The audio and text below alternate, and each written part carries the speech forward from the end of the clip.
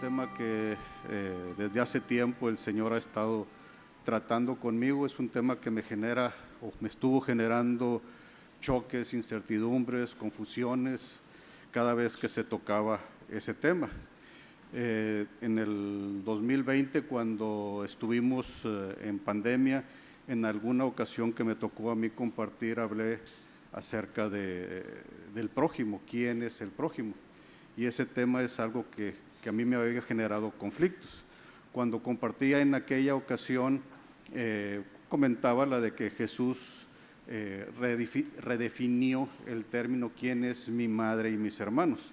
Y veíamos que hay mi madre y mis hermanos en la forma natural, quienes son realmente mis hermanos en la carne, pero también está quiénes son mi madre y mis hermanos en lo espiritual, todos aquellos que hacen la voluntad de Dios. Y yo quería tratar de llegar a la conclusión de que el prójimo sucedía algo similar. En lo natural, si uno de mis hermanos no busca al Señor, no atiende al Señor, será mi hermano en la carne, pero no va a ser mi hermano en lo espiritual. Entonces yo decía, bueno, pues tiene que haber alguna similitud en lo mismo con el prójimo. ¿Qué sucede si mi prójimo es un asesino, es un impío, alguien que no busca al Señor, que está en contra de las cosas del Señor? Entonces yo quería tratar de enlazar eso y realmente no llegué a ningún lado. Sentí que no aterricé los puntos. Cada vez que aquí se menciona la de que mi prójimo, ¿quién es? El que está a tu lado, el que está cerca de ti, el próximo. Entonces me hacía ruido y me generaba confusión. Y yo decía, bueno, Señor, ¿cómo está esto?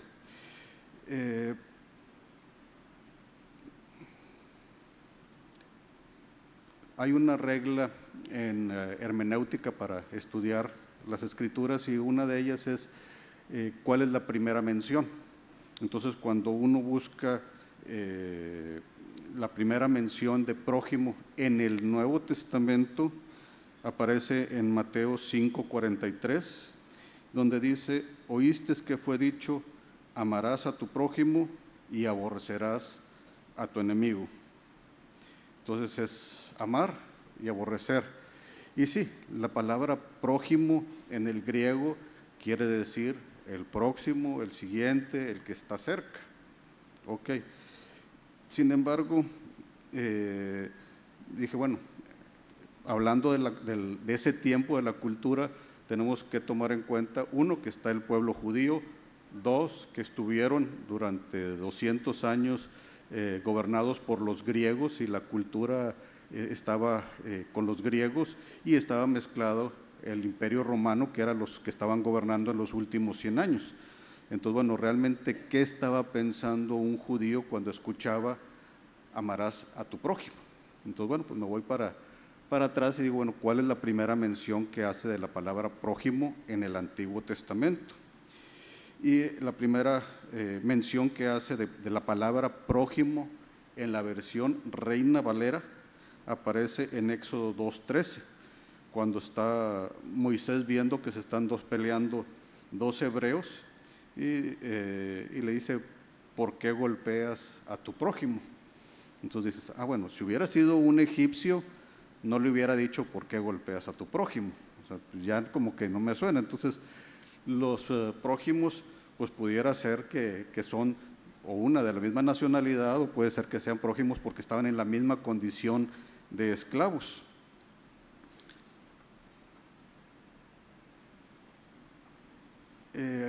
Viéndome a la palabra griega, dije, bueno, Reina Valera normalmente traduce la misma palabra de diferentes formas. ¿Cómo lo traduce Reina Valera en otros pasajes? Y empiezas a ver y dices, por ejemplo, cuando dice el uno al otro, muchas veces quiere decir que son iguales, que son prójimos. En Génesis 43:33 dice, y se sentaron delante de él el mayor conforme a su primogenitura y el menor conforme a su menor edad, y estaban aquellos hombres atónitos mirándose uno al otro, mirándose los prójimos, eran uno al otro. También la palabra se traduce como vecino, que también lo hemos visto, También se traduce como compañero, puede ser un compañero de guerra, puede ser un compañero de viaje, puede ser un compañero de trabajo, y puede ser un compañero sentimental, entonces puede ser tu esposo o tu esposa, pero también puede ser la amante. Entonces decía, caray, ya como que si estaba confundido, ahora me metes al amante como si fuera mi prójimo, como que ya me estoy confundiendo un poquito más. También la palabra se traduce como amigos. Y dice, bueno, por ejemplo, los amigos de Job eran los prójimos de Job. Y uno dice, bueno, con amigos como esos, ¿para qué quiere uno enemigos? Y oh, sorpresa, la palabra también se traduce como enemigo o adversario. Entonces, si ya estaba confundido con el término prójimo, pues ahora sí ya estoy más confundido. El término es muy amplio, va desde alguien que está a tu lado, puede ser alguien que conoces o que no conoces, pasando desde un compañero, un amigo, un enemigo, un adversario, hasta un esposo, esposa y hasta un amante ilegítimo. Así es como se traduce la misma palabra en diferentes pasajes. Entonces, bueno, tengo que regresar, o sea, es el conflicto que yo tenía, Señor, ¿quién es mi prójimo? Y me regreso y vamos a Lucas 10:25 y vamos a ir viendo poco a poquito y tratar de entender qué es lo que está sucediendo. En Lucas 10:25 dice la primera parte, y he aquí un intérprete de la ley se levantó y dijo para probarle, Maestro, ¿haciendo qué cosas heredaré la vida eterna? Varias observaciones aquí. La primera, ¿qué es un intérprete de la ley?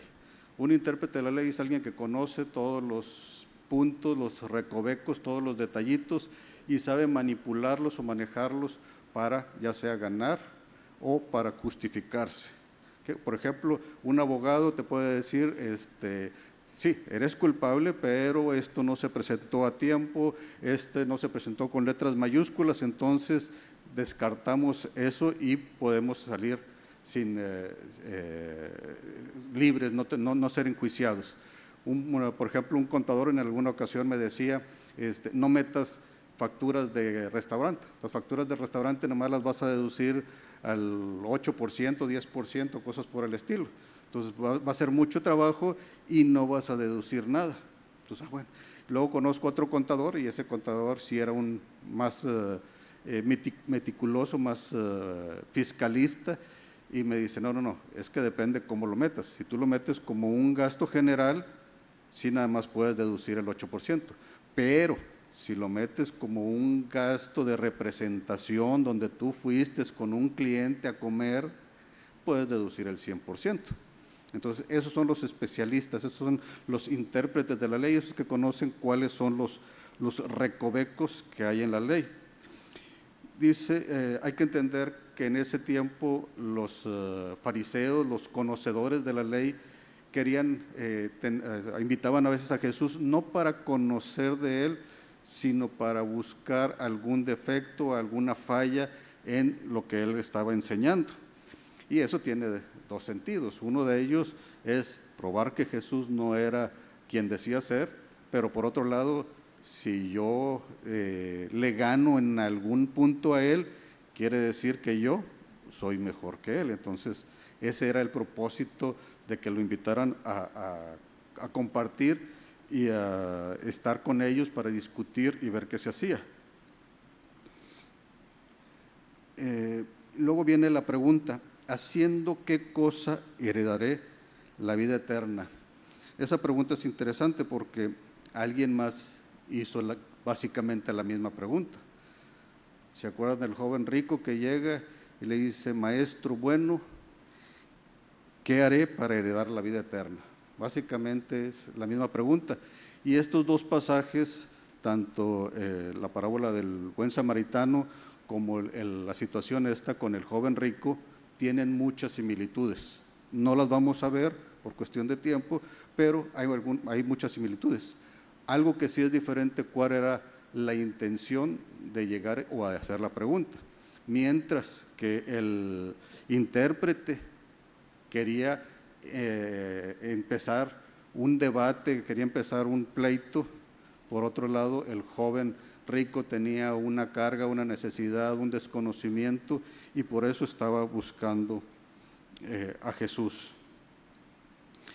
Y dice, para probarle, en Lucas 10:26, él le dijo: ¿qué está escrito en la ley? ¿Cómo lees? Y bueno, simplemente, tú eres el intérprete de la ley, tú contesta esa pregunta: ¿qué tienes que hacer para heredar la vida eterna? Y el intérprete pues muestra tu conocimiento, muestra que tú sí sabes. En el 27 dice, aquel respondiendo dijo: amarás al Señor tu Dios con todo tu corazón y con toda tu alma y con todas tus fuerzas y con toda tu mente, y a tu prójimo como a ti mismo. Esa misma frase la repite Jesús en varias ocasiones, donde son los dos mandamientos que son la base o donde se cumple la ley y los profetas: amar a Dios y amar al prójimo. Jesús le dijo, estás bien, haz eso y tendrás la vida eterna. Luego en el 29 dice, pero él, queriendo justificarse a sí mismo, dijo a Jesús: ¿y quién es mi prójimo? Aquí volvemos, la persona quiere iniciar una discusión y él dice justificándose. ¿Qué quiere decir justificarse? Es la causa, el motivo, la razón o la circunstancia por la cual yo hago lo que hago. Yo falté a la clase y aquí está mi justificante, fui con el médico, estuve fuera o lo que sea. Sin embargo, aquí él lo que quería era decir por qué hago las cosas que hago. Es que yo cuando estaba chiquito, es una justificación, a mí me dijeron, me hicieron, y por lo tanto yo soy así. Nos justificamos inclusive de algo incorrecto porque tenemos una justificante de cuando éramos chicos. Y luego otro punto dice ahí, ¿quién es mi prójimo? Jesús le pudo haber dicho, ¿se acuerdan de Nicodemo? Cuando Jesús le dice: es necesario que nazcas de nuevo, y Nicodemo le dice: ¿cómo es eso? Le pudo haber contestado como Nicodemo: tú eres el intérprete de la ley, tú dime. Sin embargo, si le hubiera contestado eso, empezaba la discusión. Jesús le pudo haber dicho: ya no hay enemigos, todos son hermanos. Hubiera empezado una discusión, ¿por qué este sí, por qué este no? Si hubiera dicho, el que está a tu lado, tu cónyuge, tu hermano, tu hermana, hubiera empezado el debate. Sí, pero mi hermano, él no busca al Señor, él es impío, lo que sea, y volveríamos otra vez con el debate. ¿Quién es mi prójimo? En el versículo 30, respondiendo Jesús dijo: un hombre descendía de Jerusalén a Jericó y cayó en manos de ladrones, los cuales le despojaron e hiriéndole se fueron, dejándole medio muerto. Aconteció que descendió un sacerdote por aquel camino y viéndole pasó de largo. Asimismo un levita, llegando cerca de aquel lugar y viéndole pasó de largo. Pero un samaritano que iba de camino vino cerca de él y viéndole fue movido a misericordia. Y acercándose vendó las heridas, echándoles aceite y vino, y poniéndole en su cabalgadura lo llevó al mesón y cuidó de él. Otro día al partir sacó 2 denarios y los dio al mesonero y le dijo: cuídamele, y todo lo que gastes de más yo te lo pagaré cuando regrese. Aquí en esta historia vemos 4 personajes. El primero de ellos vamos a llamarlo uno de ellos es el sacerdote.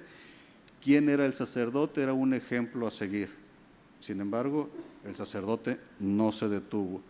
El levita, ¿quiénes son los levitas? Los levitas son todos aquellos que trabajan o participan en los sacrificios, trabajan en el ministerio, trabajan, llámese músicos, llámese guardias, llámese limpieza,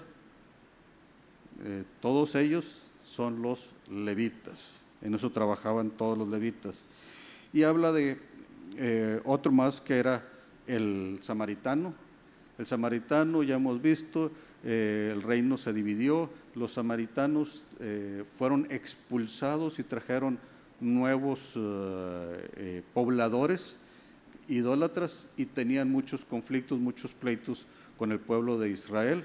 Algunos sí llegaban a ser medio israelitas, pero la gran mayoría no eran, por eso no eran israelitas, no eran descendientes de la tribu de Judá, por lo tanto no se podían considerar como los hermanos.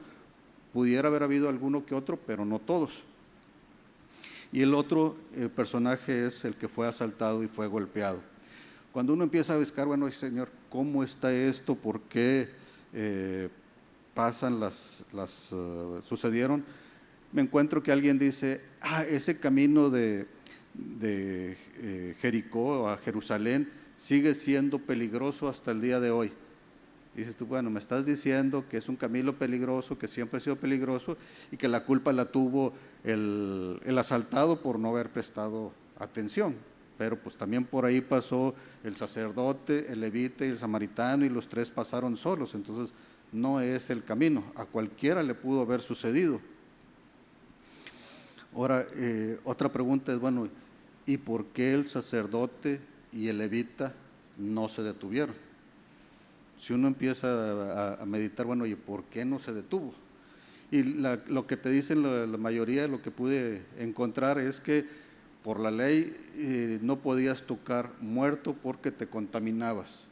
Entonces yo soy santo, yo soy limpio, y si se me llega a morir, pues me voy a estar impuro y voy a ser inmundo y necesito limpiarme. Entonces por eso no querían tocarlo. Eso es lo que la mayoría de los comentaristas dicen. Yo meditando decía, bueno, ¿por qué no te pararías? Muchas veces es por indiferencia. Indiferencia en el sentido de que llevo prisa, no lo conozco, no es mi problema. Entonces pues somos indiferentes y nos vamos y ahí dejamos a la persona tirada. Recientemente, hace como unas 3 semanas más o menos, llegó un conocido ahí a mi local. Me dice, él ya es grande, a mí me dice que soy un niño comparado con él, así que ya sabe más o menos que ha de ser de buena edad. Y me comentaba que había ido al centro, a un restaurante, una cafetería, y que para no batallar se estacionó en el estacionamiento de un hotel de lujo ahí en el centro de la ciudad. Y se bajó del carro y dijo, di como 4 o 5 pasos y sentí un golpe que me dieron en la cara por atrás. Me tumbaron y donde volteo para ver qué pasó, llega un muchacho y me da otra patada. Entonces pues como que me quería saltar, no sé, para mí si se hubiera caído se me hacía que se iba a quebrar algún hueso, pero dice que se levantó, se le echó encima y en eso llegó otro y lo tumbó y le dio otra patada. Dijo, al final de cuentas los dos se fueron, pero decía, lo que más coraje me dio es que nadie me ayudó, nadie se metió. No justifico la de que, oye, está sucediendo algo, ve y métete, tenemos que ser prudentes. Yo puedo ayudar simplemente gritando, yo puedo ayudar corriendo y buscando ayuda o cosas por el estilo.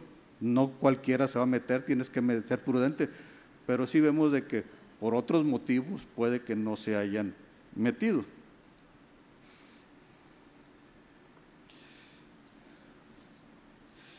Luego en el versículo 36 dice, ¿quién pues de estos tres te parece que fue el prójimo del que cayó en manos de los ladrones?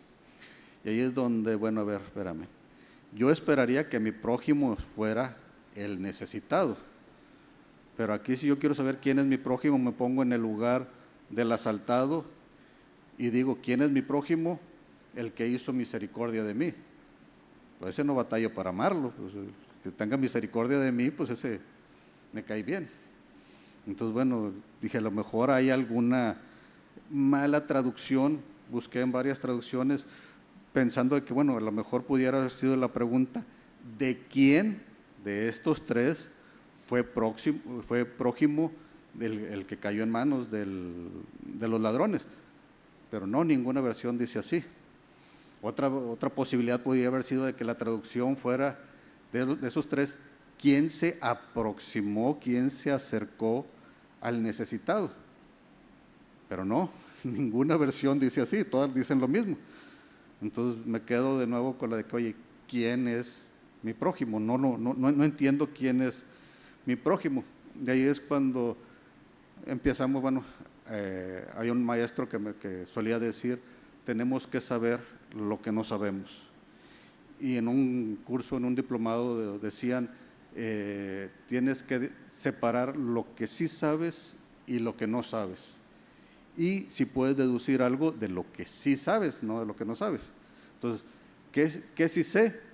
No sé quién es el prójimo. Eso estoy seguro, no sé quién sea el prójimo. Pero lo que sí sé también es que si Jesús contó esta parábola, Él está esperando que procedamos o que seamos como el samaritano, procedamos a ser como Él. Y ahí es donde ahora cambio la pregunta, ya no es la pregunta ¿quién es mi prójimo?, sino que ahora la pregunta es ¿qué me estorba o qué me impide ser como el prójimo?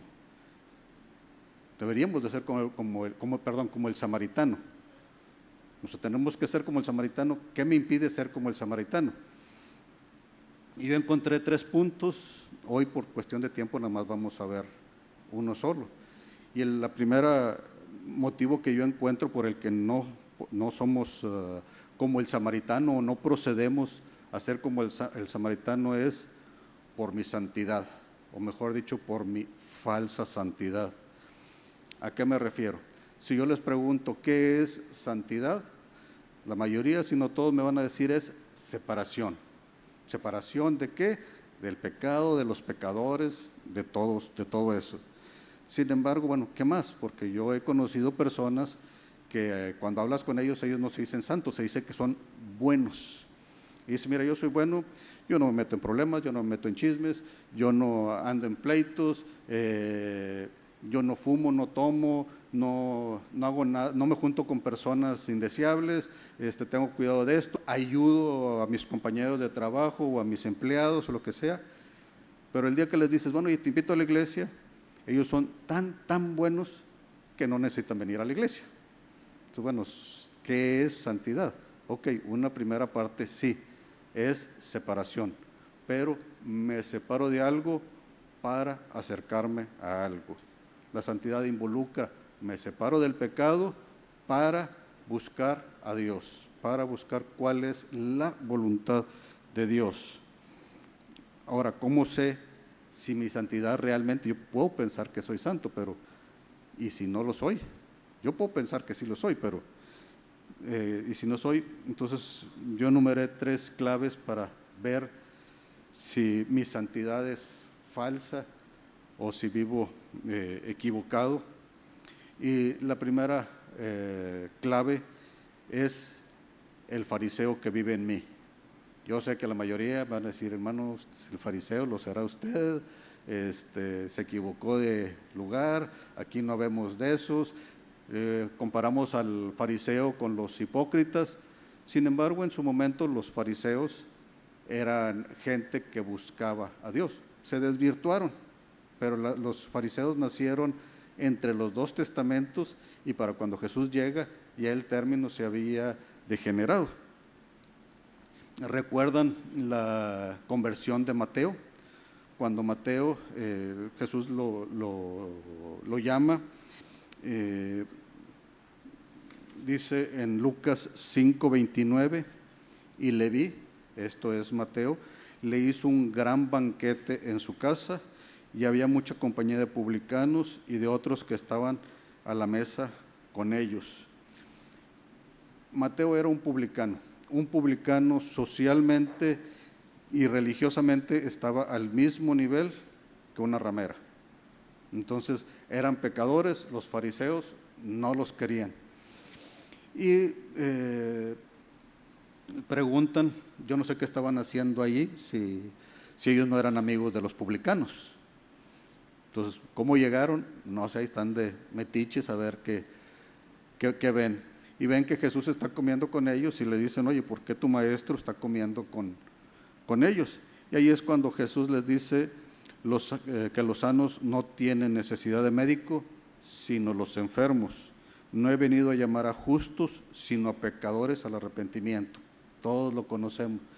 Sin embargo, la gran pregunta, vamos a suponer que yo estoy aquí o cualquiera de los que ha estado aquí diga, hermanos, este mensaje es para llamar a todos los pecadores.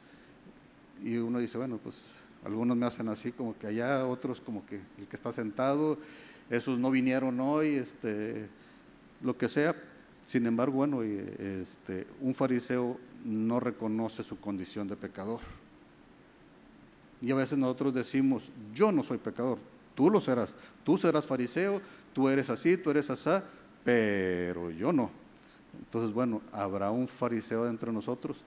¿Quién era justo delante de Jesús?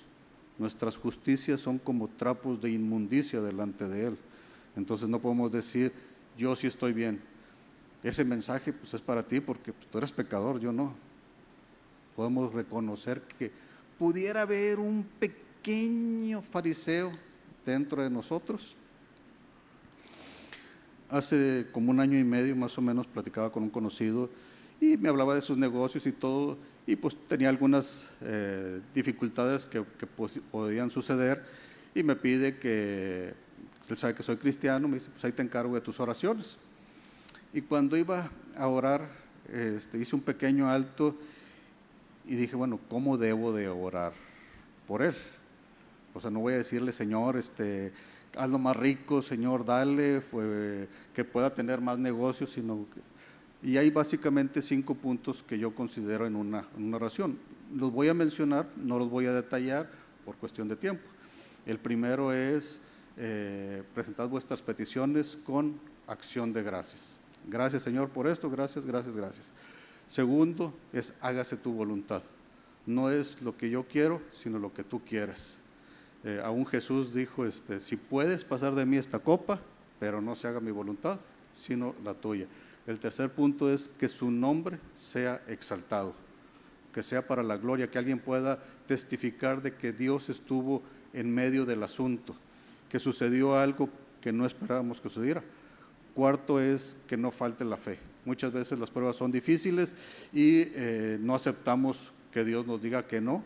Queremos que nos saques del horno y el Señor dice, todavía estás medio sancochado, todavía te falta otro poquito, entonces no nos va a sacar.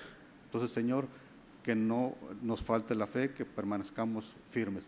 Y el último punto básicamente es en el nombre de Jesús. ¿Por qué? Porque Él es nuestro Salvador. Y cuando estaba en eso me viene una pregunta medio extraña, me viene a la mente la de que ¿cómo hubieras orado por Job? Y dice uno, caray, ¿qué tiene que ver Job con esto? No es que ore por esta persona como si estuviera orando por Job, sino que ¿cómo hubiera orado por Job? Y dije, bueno, Señor, al principio pues no sé, y se me hace que es una pregunta capciosa, y al principio, bueno, con estos 5 puntos, y luego al tiempo dije, no, Señor, se me hace que la pregunta está mal hecha. Yo conozco la vida de Job, yo he leído, tengo el capítulo 1, el 2, el 3, sé lo que está sucediendo, pero si yo hubiera estado en la época de Job y no supiera todo esto, quizá no hubiera orado de la misma manera. Y luego pensé, bueno, a lo mejor tú me quieres enseñar algo acerca de la oración y te pones a leer Job, y realmente sentía como que estaba leyendo sin entendimiento. Algunos pasajes los vi en 2, 3 versiones diferentes, pero no encontré nada. Y dije, bueno, Señor, a su tiempo, si era algo tuyo, me lo mostrarás. Y dicho y hecho, al tiempo me viene una voz y me dice, nadie oró por Job. O sea, caray, nadie oró por Job, ¿no? Nadie oró por Job. Job oró por sus amigos. Job oró por sus prójimos, por sus 3 amigos que eran los prójimos. Entonces, dices, bueno, de hecho, ni siquiera está escrito que alguien haya orado por él, nadie le ofreció comida, nadie está escrito que le haya ofrecido techo, protección, una cama, un algo, no aparece. Entonces, bueno, Señor, ¿qué pasó? O sea, ¿por qué nadie se acercó con Job? Y luego inclusive yo pensé, bueno, a lo mejor no tenía ni familiares ni nada. Y luego ya resulta que después de que oró Job, aparecen ahora sí los hermanos y las hermanas y casualmente vienen a comer con él, le dan una pieza de oro y un anillo, una pieza de dinero, dependiendo de la versión, creo que es dinero o plata, y le dieron un anillo. Entonces dices tú, bueno, o sea, sí había familiares, pero ¿por qué nadie se acercó? Y la gran cosa es de que te empiezas a meditar y te das cuenta de que ellos decían, si haces bien, te va bien, si haces mal, haces mal. Ellos no tenían un motivo como para decir, Job, tú pecaste en esto, tú hiciste esto, esto y esto, por lo tanto, por eso Dios te está castigando. Entonces, ellos simplemente dedujeron que Job estaba en pecado. Dedujeron la de que, o sea, si te pasó esto, es porque andas en malos pasos. Y ahí es donde se manifiesta el fariseo en ocasiones. El fariseo busca un pecador. ¿Quién pecó? ¿Este o sus hijos para que le haya venido este mal? Sus hijos murieron. Job, de hecho, no saben, le decían a Job, no es que nos guste el chisme, Job, pero confiesa tu pecado, no lo sabemos, o sea, ¿qué pecaste? Más adelante sí Elifaz se atreve a decirle en Job 22:5, por cierto, tu malicia es grande, tus maldades no tienen fin, porque sacaste prenda a tus hermanos sin causa y despojaste de sus ropas a los desnudos, no diste de beber agua al cansado y detuviste el pan al hambriento. O sea, ahí sí, ¿tienes pruebas de algo de eso? No, pero volvemos, el fariseo busca el pecado en alguien más, alguien cometió. Yo estoy limpio, yo me identifico con la santidad, yo no me identifico con el pecado. Ahora, el hermano José, cuando predicó acerca de ahora que soy salvo, perdono, mencionaba la historia de Job, y dices tú, bueno, yo no sé si alguien se pudo identificar, si notó alguna similitud, y dijo, Señor, yo soy como los amigos de Job, o todos nomás vimos que nos parecemos a Job. O sea, si yo le pregunto a él, me va a decir que perdona a este. Si le pregunto a este, me va a decir que perdona al otro. ¿Somos todos víctimas o no hay algún victimario, alguien que realmente puede decir, yo reconozco que yo he ofendido, que yo he hablado mal de tus siervos? ¿Cómo estamos en ese aspecto? ¿Habrá un fariseo dentro de nosotros? La segunda clave para identificar mi falsa santidad es Dios conoce mi corazón. Y yo creo que esa frase la hemos usado, la hemos escuchado. Dios conoce mi corazón. Dios sabe que yo no quería hacer daño. Dios sabe que fue accidental. Dios sabe. Y sí, Dios sabe. Sin embargo, la gran pregunta es, ¿y tú conoces tu corazón? La Biblia nos da dos características del corazón. Y no es precisamente justo y clemente, no es puro y limpio, sino que es engañoso y perverso. Y ahí es donde dice uno, ¿cómo es mi corazón? Déjenme comentarles 4 situaciones que viví para ver cómo son los corazones y si por casualidad alguno de ellos pudiera aplicar en nosotros, si podemos ver si en algo estas actitudes están en nuestro corazón. Hace tiempo conocí a una persona y me decía que él iba a terapia con un psicólogo. Está bien, pasamos por una época de extorsiones, de secuestros y hubo gente que quedó traumada y está bien, pues tú vas con el psicólogo, pues es tu decisión. Y luego me decía, inclusive hay gente que una defunción, el separarse de un ser querido, les causa trauma y tienen que ir con alguien que los ayude. Entonces, no voy a cuestionar si estaba bien o estaba mal el que fuera con un psicólogo, pero él iba con el psicólogo, está bien. Y me dice, y empiezo a ver las cosas de una forma diferente. Bueno, pues, qué bueno. Pero me empieza a decir, por ejemplo, mis hijos no existirían si yo no existiría. ¿No? Ya vas a empezar a filosofar o a perderte en las palabrerías, pero luego sigue insistiendo, si yo no me hubiera casado, con mi esposa mis hijos no existirían, y si yo no hubiera hecho esto, esto no hubiera pasado, y si yo no hubiera hecho aquello, si yo no hubiera ido, ellos no hubieran tenido con quién regresarse. Si yo no les hubiera dicho, ellos no hubieran sabido.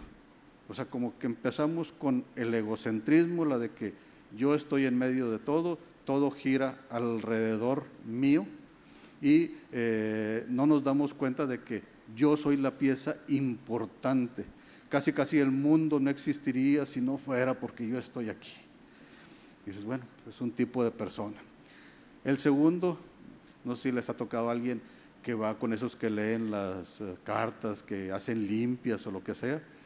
El común denominador es que alguien me quiere hacer daño, es que alguien me tiene envidia, alguien quiere lo que yo tengo. Dices, ¿quién quiere lo que tú tienes si estás más amolado que nada? Pero volvemos, su corazón queda convencido y siempre están buscando a alguien, sufren de un delirio de persecución, de uno de que es que alguien me quiere hacer daño, alguien quiere lo que yo tengo, es que yo conozco, es que yo sé, es que donde yo trabajo, pues mira, donde tú trabajas, pues el otro dices que aquel te tiene envidia, tú trabajas en una de obrero, él trabaja como gerente general de una empresa, o sea, pero volvemos, su corazón queda engañado. Ahorita voy a recapitular de esta parte. Tercero, tuve un familiar hace mucho tiempo que cada que te contaba una historia siempre era impresionante, siempre estaba con la ¿qué pasó? Te tenía en suspenso, y decías, tiene las mejores aventuras, nadie se las avienta, todo le pasa a él, hasta que un día escuchas que está contando una aventura donde tú estuviste, y dices tú, caray, espérame, esto no pasó así, esto no fue así, ni siquiera estuvo, y te das cuenta de que es un mentiroso compulsivo. Pero tristemente la cosa es que él se creía sus mentiras. Él creía que lo que él decía estaba bien y no podía creer que tú le dijeras, es que no fue así, fue así. Él te decía, no, es como yo te dije, así pasó. Conocí a otro en la empresa donde yo trabajaba. Hubo un compañero de trabajo que se cambió de empresa y ahora trabajaba para un cliente, y me habla un día y me dice, oye, estas piezas, ¿me podrías decir en qué estatus están? Entonces le dije, yo como ingeniería, yo ya las pasé, déjame checo producción, y ya checo producción y me dicen, esta pieza está en pintura y esta pieza está terminándose, y estas piezas salen hoy en la noche y mañana están en la obra. Y ya le digo al cliente, fíjate que está así, ya esa. Y me dice, bueno, ¿y por qué el otro no me pudo decir la verdad? Me dijo que ayer habían salido las piezas. Digo, las piezas no estaban fabricadas. Luego me dice, no llegan las piezas hoy en la mañana, y le hablo y me dice que es que el camión chocó. Y al rato te va a decir que fue y contrató una grúa para mover las piezas, y tristemente es un mentiroso que miente una vez y vuelvo a mentir para corregir, y me he visto yo de héroe de que es que yo soy el que está haciendo las cosas para que todo salga bien. Y aquí es donde uno dice, bueno, realmente conozco mi corazón, o mi corazón es engañoso y yo vivo engañado. El hermano Marvin decía que la gente no quiere la verdad, quiere tener la razón. Y muchas veces decimos, esta es mi verdad, porque yo me la creo. El problema es que si yo me creo una mentira, algo que me dice mi corazón, ¿estoy bien o estoy mal? Entonces, ¿cómo puedo, Señor, saber si yo estoy bien? Yo quiero estar bien delante de ti, pero si no soy capaz de separar mi verdad de la verdad. A veces, como les digo, podemos tener nuestra propia versión. Inclusive, si yo estoy engañado, puede que voluntaria o involuntariamente engañe a alguien más. Si yo le voy y le digo, es que esto fue así, así, así, así, la otra persona posiblemente, oye, pues lo veo tan seguro que me está diciendo la verdad, pero en realidad fue la verdad. Hace tiempo me tocó dos casos muy similares. Me piden hacer un trabajo, vienes a hacerlo y llega otro y te dice, no, es que a mí también me dijeron que lo hiciera. Pues mira, qué bueno que estamos los dos, el trabajo hay que hacerlo, lo haces tú, lo hago yo, no pasa nada. Y total, le digo, mira, pues aquí está donde me dijeron que me presentara a hacer el trabajo. Y me dice, no, aquí está donde a mí también me dijeron. Y ya checo y le digo, la fecha es diferente, a ti te dijeron para este otro día. Y total, para no ser largo el cuento, a lo más que llegó fue no fue la que me equivoqué, no fue la de me confundí, fue la de que me confundieron. Bueno, pues está bien, no pasa nada. Es de humanos equivocarse y solo nosotros los sabios lo reconocemos. Pero bueno, otro caso similar y la otra persona, no, pensando en lo mismo, oye, pues a lo mejor te equivocaste, traes ahí lo que cuando te lo mandaron. Dijo, no lo traigo, pero lo más seguro es que la otra persona se haya equivocado porque ya se ha equivocado varias veces. Dices tú, caray, o sea, no reconoce ni siquiera que pudiera existir una mínima posibilidad de que fuera una equivocación, una confusión por parte de él. Y no es para criticarlos a ellos, sino, Señor, bueno, yo me pongo, no es la de buscar la paja en el ojo ajeno, sino, Señor, ¿y yo cómo estoy? Y si yo soy igual a ellos, y si yo no reconozco mis errores, si yo siempre digo que estoy bien, que los otros me hicieron ¿cómo estoy yo delante de ti? Y eso me lleva al tercer punto, la tercera clave para saber si mi santidad es falsa. Y es, Señor, o sea, no importa qué es lo que yo piense de mí, no es qué es lo que los demás piensen de mí, sino qué es lo que el Señor piensa de mí. ¿A qué voy? Yo puedo decir, estoy bien, me está yendo bien en el trabajo, me está yendo bien en la iglesia, el hermano José ya me está tomando en cuenta para ciertas actividades, todo está bien, hermanos de la iglesia me han dicho que soy de bendición, que cuando yo dirijo esto, lo otro, la presencia del Señor se siente y todo. Pero la gran pregunta es, ¿qué va a pasar cuando yo llegue con el Señor? Yo creo que todos, si nos preguntan, ¿qué esperas escuchar cuando estés delante del Señor? Porque todos vamos a llegar con el Señor. ¿Qué queremos escuchar? Bien, buen siervo y fiel. En lo poco fuiste fiel, en lo mucho te pondré. Imaginemos un poquito así la situación, ya están ahí los que, a mí me diste 5 talentos, 2, 1, y yo llego y, Señor, tú me diste un talento y lo multipliqué. Sí, o sea, profeticé en tu nombre. Y profetizar no quiere decir que anuncio el futuro. Profetizar es, estoy hablando la palabra de Dios. Así que puede ser que sea a través de una prédica, puede ser a través de las profecías que se dan durante el cántico, que se está profetizando. Entonces, Señor, yo he profetizado, tan así que inclusive algunos hermanos que comparten dicen, el mensaje ya fue dado porque yo prediqué, o sea, yo profeticé y fue la palabra tal cual. También, Señor, he visto milagros, yo he orado por enfermos y han sanado y situaciones de peligro y tú nos has librado y hemos visto maravillas. Y también, Señor, los endemoniados, esos desde que voy caminando ya empiezan a tambalearse, empiezan a salir y uno dice, pues la presencia del Señor está conmigo y los demonios salen.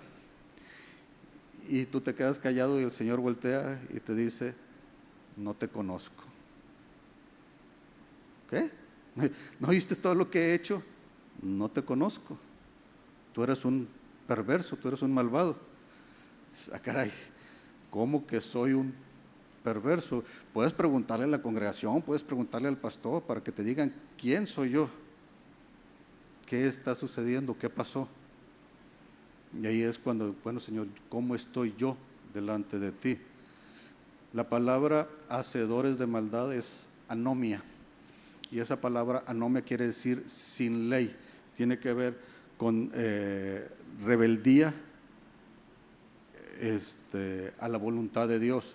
Y la cambio la voluntad de Dios por mi voluntad, por lo que yo quiero hacer.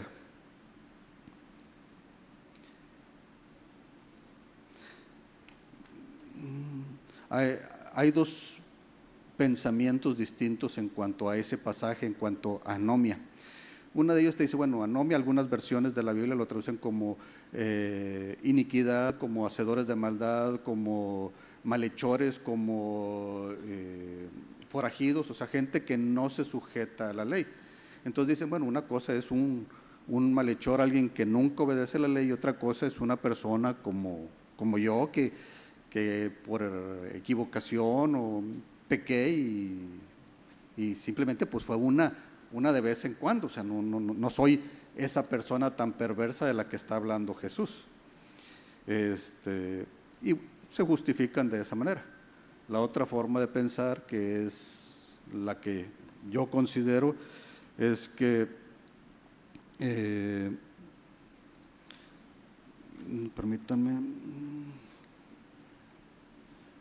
es la que dice, ok, primera de Juan 3:4, todo aquel que comete pecado infringe también la ley, pues el pecado es infracción de la ley.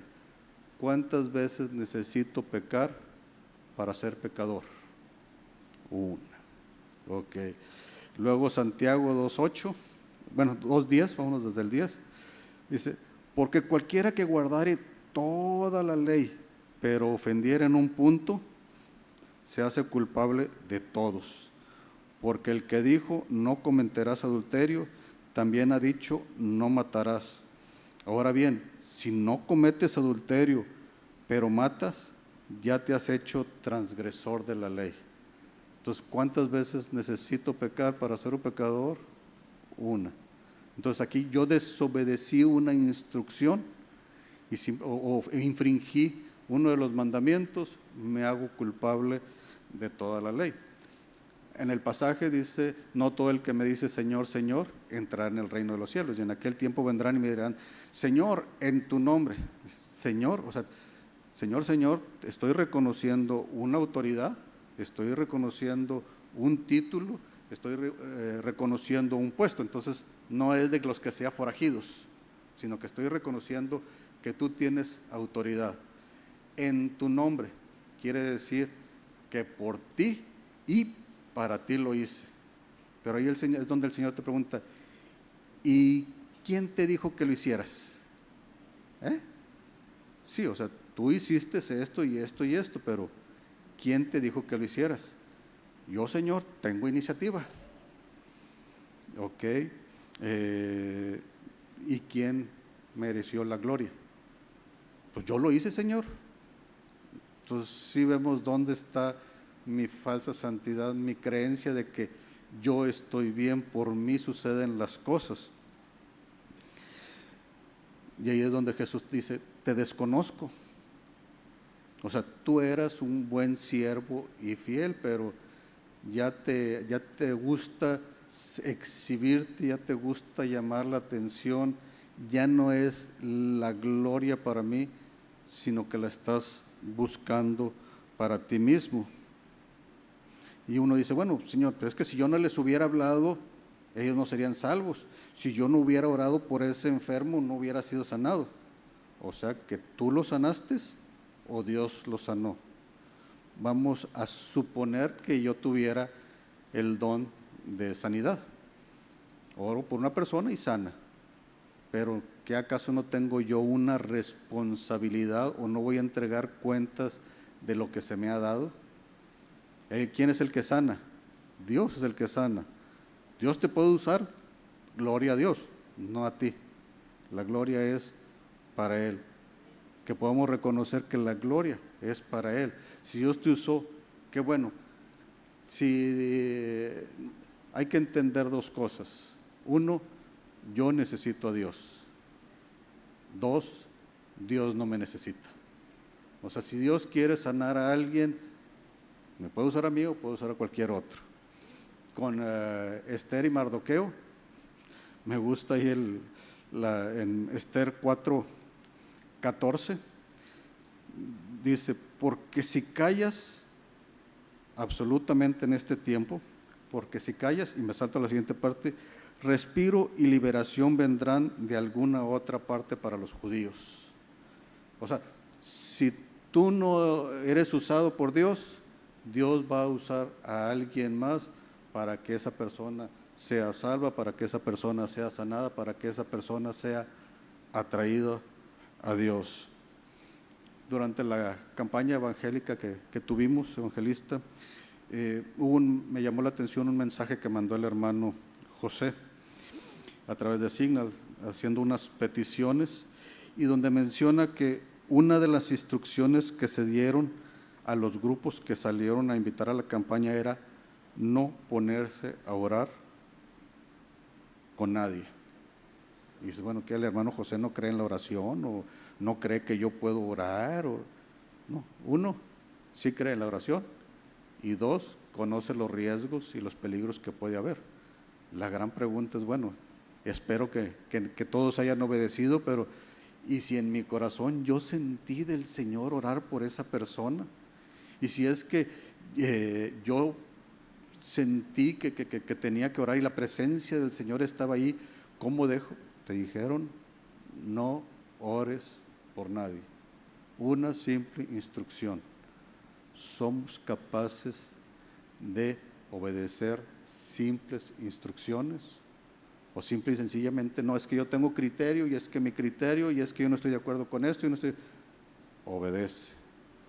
La palabra, volvemos, anomia tiene que ver con yo hago mi voluntad, desobedezco lo que dice la ley y hago mi voluntad.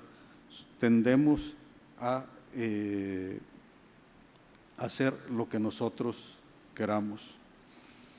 Hace poco oía una prédica de un joven, y la pregunta que Dios había puesto en su corazón era, ¿quién te crees que eres?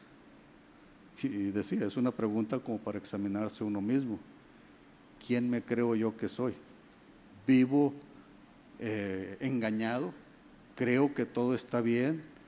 No reconozco mis fallas porque luego mi prestigio, mi orgullo, mi puesto está en riesgo. No estamos hablando de mi puesto, no estamos hablando de mi prestigio, estamos hablando de la vida eterna.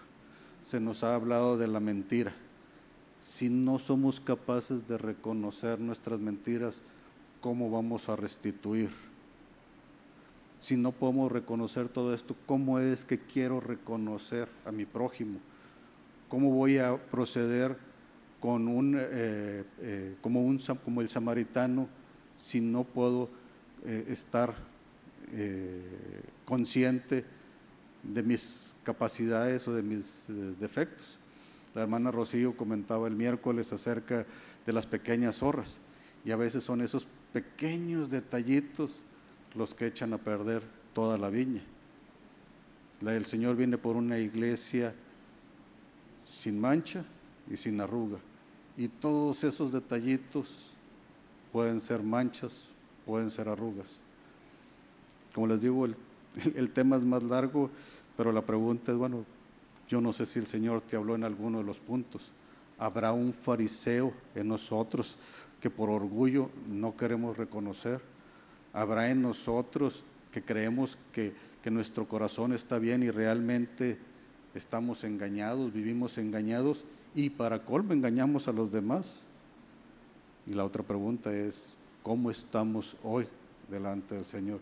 Si hoy nos presentáramos delante de Él, ¿qué es lo que Él va a decir? ¿Bien, buen siervo y fiel? ¿O te va a decir, no te conozco? Que el Señor los bendiga.